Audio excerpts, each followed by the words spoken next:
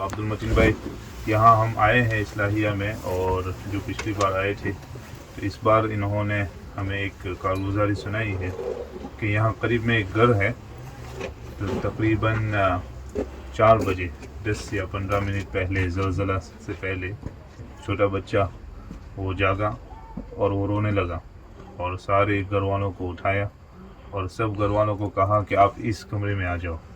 تو ایک جو ایک خالص کمرہ تھا، سارے گھر والوں کو وہاں جمع کیا اور بس سب کو کہا کہ وہاں انتظار کرو.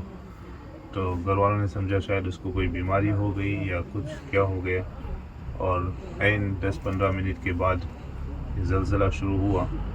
پورا گھر تباہ ہو گیا، لیکن وہ کمرہ جس میں وہ تھے الحمدللہ وہ بچ گیا. تو یہ اللہ تعالیٰ کی طرف سے اس کو الہام ہوا ہو یا کچھ ہوا ہو. اور یہاں قریب میں کہہ رہے ہیں کہ ایک پہاڑ ہے جو دوسرے پہاڑ کے پڑوس میں تھا، اور وہ پہاڑ جو گرا تبھی وہ دونوں پہاڑ ایک پہاڑ ہو گئے. یہ اللہ سبحانہ و تعالیٰ کا کبھی اپنا اظہار قدرت ہوتا ہے کہ جب چاہتے ہیں اللہ تعالیٰ کے بندوں کو بچاتے ہیں، اور جب چاہتے ہیں اللہ سبحانہ تعالیٰ اس کے بندوں کو لے جاتے ہیں.